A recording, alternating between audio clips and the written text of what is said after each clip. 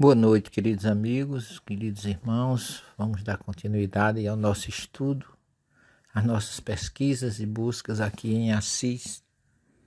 Hoje nós visitamos especificamente a região de dentro da cidade de Assis, onde inicialmente fomos à cidade vizinha a Assis, chamada Santa Maria dos Anjos, aonde nós podemos visitar o Vale dos Leprosos.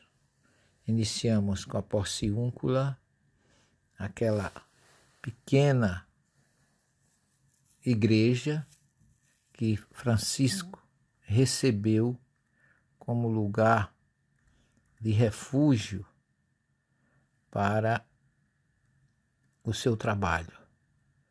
Naquela capela de São Pedro, ele ali recebeu uma doação dos beneditinos, onde ele reformou e formou aquela pequena igreja que chama Porciúncula no italiano, e ali ele atendia os doentes. Ali ele recebeu como herança não só essa região, como também a igreja de São Damião, aquela onde ele conversou com o crucifixo de Jesus num momento difícil, onde ele ouviu o chamado realmente de Jesus. E Francisco também veio a descobrir depois que aquela igrejinha de São Damião, aquela região do Vale dos Leprosos, tudo pertencia aos beneditinos. E eles abriram mão para que Francisco pudesse atuar no Vale dos Leprosos, que ficam entre Assis de um lado até Espelho do outro. Naquele vale ele trabalhou, ele serviu, ele amou indistintamente os doentes. Chegamos lá hoje cedinho. A igreja de Santa Maria dos Anjos é como se fosse um grande baú, é uma igreja imensa, e dentro da igreja fica a Porciúncula, como se fosse uma joia guardada dentro desse grande baú que é a igreja de Santa Maria dos Anjos. E ali na entrada logo a gente vê uma placa grande de Clara, que ali, naquele local, foi que ela se encontrou com Francisco. Foi ali que ele cortou o seu cabelo, foi ali que ela começou a sua missão espiritual, fundando a Ordem das Clarissas, que não começou com esse nome, era um nome mais humilde, mais simples, como se fosse inicialmente as filhas da pobreza de São Damião, que representava exatamente a semente que Clara plantou e que depois ela se muda para a igreja de São Damião, que nós vamos visitar amanhã, e depois nós vamos falar melhor sobre Clara para vocês. Mas depois que a gente visitou a igreja de Santa Maria dos Anjos, que nós vimos a Porciúncula, que vimos o local onde Francisco desencarnou no dia 3 de outubro de 1226, mostrando naquela região também o quarto onde ele morava, humilde, simples, e a Capela das Rosas, onde ali, segundo a tradição e os guias nos falam, ocorreu na juventude, ele e os amigos, passando pelas dificuldades da carne, Francisco tirou a roupa e se jogou entre os espinhos das roseiras que estavam ali ao lado da Porciúncula, e ainda hoje as roseiras não têm espinho. e é considerado isso como o milagre dos espinhos das roseiras. Quando a gente entra no pequeno corredor, numa área muito simples, muito humilde, tem uma estátua de Francisco de Assis com uma cestinha na mão, e ali sempre tem um ninho de pombas nas mãos dele, e a gente acha que as pombas são também estátuas, mas não, elas se movimentam. A gente descobre, para surpresa, que realmente era um casal de pombos que estavam ali procriando os seus filhos, deixando como lembrança a grande missão de amor que ele tinha também pelos animais, por esses seres simples que ele tratava com todo carinho e todo respeito. Antes da gente entrar na igreja, do lado de fora, de um lado da estátua de Clara, nós vemos do outro uma grande placa comemorativa do primeiro encontro ecumênico promovido pelo Papa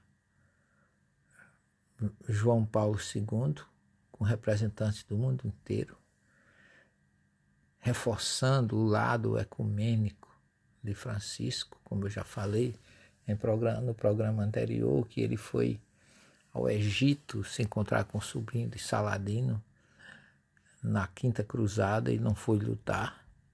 Ele foi com o objetivo de pregar a paz e não foi sacrificado, não foi molestado, conseguiu dialogar e até recebeu presente do sobrinho de Saladino, como nós já vimos. Então, quando nós saímos daquela região da igreja de Santa Maria dos Anjos, nós estendemos um pouco mais a nossa visita e fomos para o Rio Torto. Rio Torto representa um lugar assim, de muita importância na vida de Francisco, porque quando ele foi a Roma conversar com o Papa Inocêncio III, ele, recebendo de Inocêncio a licença para implantar a sua ordem, ele volta e vem para o Vale dos Leprosos, onde começa a atender os doentes. E ali na igreja que fica no Rio Torto, conhecido como Igreja do Rio Torto, tem uma estátua de Francisco atendendo um leproso, numa expressão de acolhida e de amor, num momento que havia tanta discriminação, que o leproso era considerado algo nocivo à sociedade. E ele atendendo aquele homem com todo carinho. No dia seguinte, nós estivemos ainda na região de Assis, dentro da chamada que os guias sempre colocam, dentro das muralhas de Assis. Nós fomos visitar, já havíamos visitado a Basílica, onde já narramos para vocês, e nós fomos visitar agora o local onde Francisco nasceu. Um local muito representativo, a casa dos seus pais, a gruta humilde onde ele nasceu, ali bem no centro de Assis, perto da prefeitura, onde ele era bem conhecido já de todos, desde que ele havia abraçado a sua causa.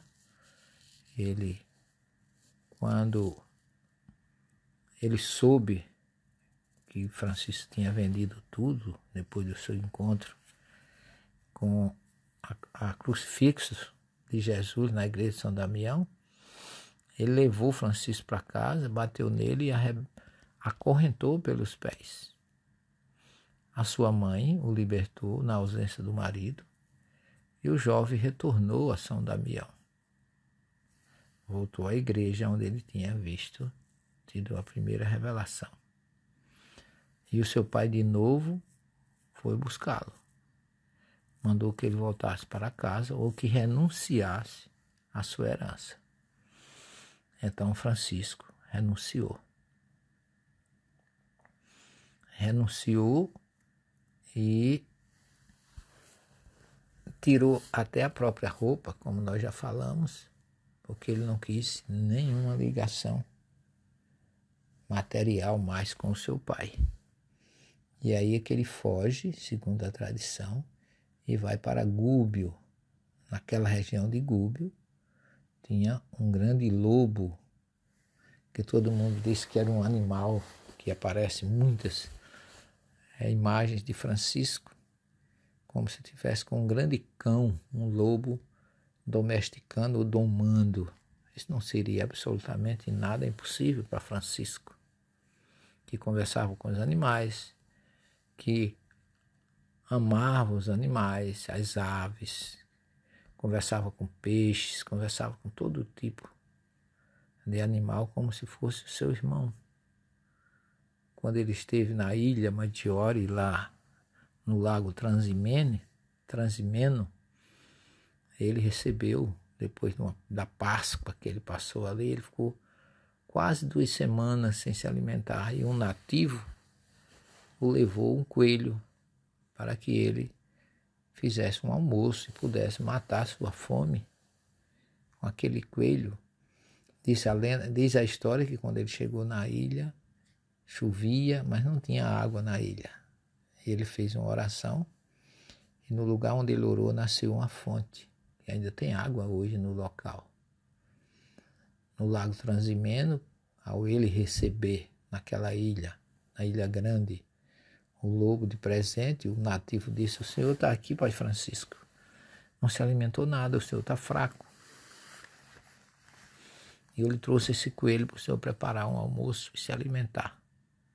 Quando ele saiu, Francisco olhou para o coelho e disse: amigo coelho, você vai ser meu companheiro a partir de hoje. E não sacrificou o coelho.